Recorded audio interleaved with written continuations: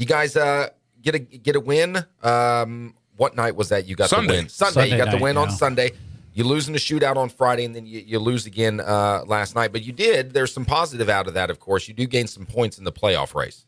Yeah, we did. We got 4 points last week, a win and 2 overtime losses, and one was a shootout. So it was tough being up on Kalamazoo 4-2 and then having them come back and tie the game and, then beat us in overtime. But, the team's showing improvements. I think we're playing with a lot more energy, speed, the pace of the game, pace of our game's a lot faster than it has been. And we tweaked some things in our system to make the game faster for our guys and make it a little bit easier for them. Now, last night, a loss at home to Wheeling, a 5-2 loss. What did you see? What was the issues last night? Well, I thought we went up 1-0 in the first period, very similar to the first game. We went up 2-0 in the first period, but we went up 1-0, played a solid first period.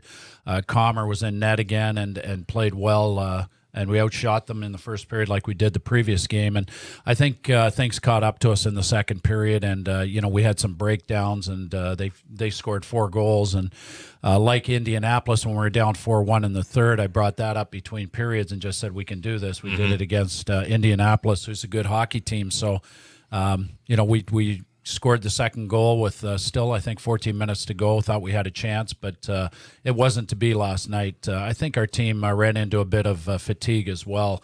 It was our 4th game in 6 nights, and, that's tough on any team. And we kind of lost it in the second period there, picked it up again in the third, but it was a little bit too late. So the guys have been given a complete day off today. We got 3 games coming up on the weekend, Friday, Saturday, Sunday, and those will be our 5th, 6th, and 7th in 12 nights. So we're playing more than a game every other night, and it's a tough time right now. So rest is really as important as the guys being on the ice. Right. Well, what we noticed Friday, Ryan and I were out there for the station, and a great game. You guys fell behind quickly in the first period. Right. But, a lot of people will think, and hopefully it doesn't keep them away from going to games. If they think this team has phoned it in for this season, they're absolutely wrong. And if you were there Friday night, you've seen that. You guys came back from 3 goals down. You ended up losing in the end, but it took a shootout to do it. And that tells me, and I'm sure it tells you as well, and we'll get your thoughts on it, that shows a hell of a lot of character for a hockey team. Yeah, I think, when you look at our position in the standings, it's not great. And, we have an outside chance if we win every game to maybe make it. But, I give our players credit. Falling behind 4-1, it's very easy to throw it in when you're in our position. And, for our guys to come back against a good team who's, I think, 9-1-1 the last 10 games and come back with 3 goals in the third period to tie it was, just speaks volumes about the character of the people in the locker room, like you said. Well, we talked to Brandon Comm earlier this week. We're talking to Evansville IceMen head coach Al Sims now. It's Ford and O'Brien, ESPN Evansville. 105.3 and online, ESPNEvansville.com. But we asked Brandon about that, considering, because it is easy for a fan or somebody outside that's not involved with it day in and day out just to look at the record and go, good Lord, what's going on here? And we've discussed it before, too. How do you keep the morale up when things aren't going quite the way you had hoped? And obviously with you coming in on the first of the year and trying to get your system instilled here in Evansville. But Com said that the locker room morale has been pretty good. I mean, the guys all seem to be binding together. Is there any particular one guy that you're leaning on to be that kind of leader, or are you just focusing on the group as a whole? I think just stay together. Yeah, I think Jared Lucan's probably, he's our oldest player and certainly been around the pro game for a long time. And Jared's a very easygoing guy, but leads by example on the ice and does a good job of it. And I think, some of the players we did trade from the locker room has, eased tensions in there. And I think the guys who are there now are a really good group of kids, and they get along great, and they support each other, and I think they battle for each other on the ice. And you can hear it on the bench when Comer lost his shutout the other night when we're up 2-0. A lot of guys were disappointed, and happy that we won, but really disappointed for Comer because he had played so well, and to lose it in the last few seconds. The guys are really supportive of everybody on the team, and especially Comer. So I think we got a great group, and like you said, we got a lot of character in that room, and nobody's thrown it in. And, we're trying to win every game as coaches, and the players are buying into what we're telling them, and, they're doing a great job. Now, you talk about some of the guys that you have brought on recently, and the one that jumped out to Jimmy and I Friday night when we were there. This Justin McDonald has been a nice pickup for you guys, hasn't he? Yeah, it's been great. I mean, to come from where he came from, 2 leagues below us, and make this type of impact on the team right away.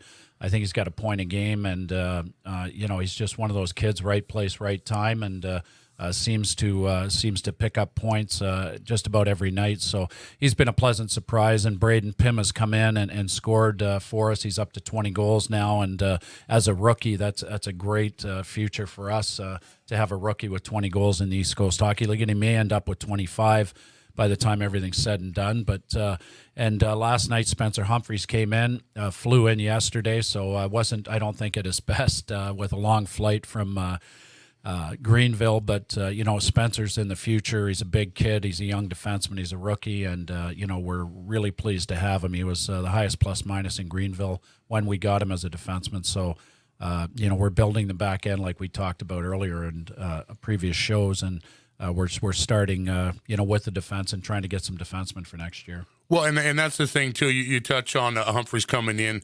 Phrasey, I've heard it both ways, so I'll say it both ways, and I'm covered. There you go.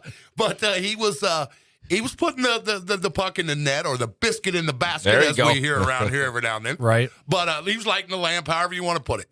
And now the trade comes in, and just let's touch on that a little, because there's more to hockey than just scoring. And so, like you said, you're kind of building your back end. Let's talk a little bit of what went into that trade. Yeah, I think, Fraz has been, a great kid for us. I really like him, as a person and the effort he puts out on the ice. I think, the big thing with Fraz is, we're really preaching, getting in there and being physical and holding the puck and not being afraid to do that. And Fraz just didn't have that for a 6'3" guy. 215. He didn't play to his size, and certainly he's a streaky scorer. He had scored a goal in each of the past 2 games before we traded him, and I really wasn't looking to move Fraz, but Greenville needed a centerman badly, and came up with an offer that I just couldn't refuse, and it's going to end up being Spencer Humphreys and another defenseman coming in the summer at the end of the season for Greenville.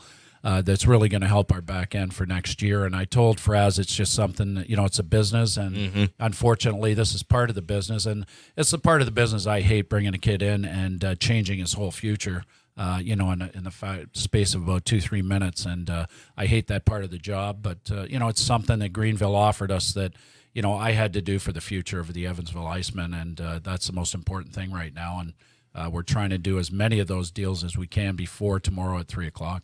Did I see, is your son back on the squad? Yeah, he is. When did he join up? Because I don't remember seeing any kind of a release. Unless I just missed it. Yeah, he came back up about a month ago. He's played 16 games with us, 17 games, and he did get injured for about a week, and then came back and started playing again. And he has been playing, and he's a good third-line centerman, and very responsible defensively, and he's got a couple of points lately, and he's just been doing a good job for us. And he'll be going back down at the end of March to Peoria. His team is in the playoffs. They're in first place, and they have a great chance to win a championship. He wants to help them do that. So he'll be leaving at the end of the month, and the last 5 or 7 games in April, we'll go with the rest of the team. Evansville IceMen head coach Al Sims joining us in studio, his weekly segment In the Crease. It's Ford and O'Brien, ESPN Evansville 105.3. Trade deadline tomorrow. I know there's some things you can and can't talk about until it's a done deal. I assume, could we be seeing some more moves before that's all said and done?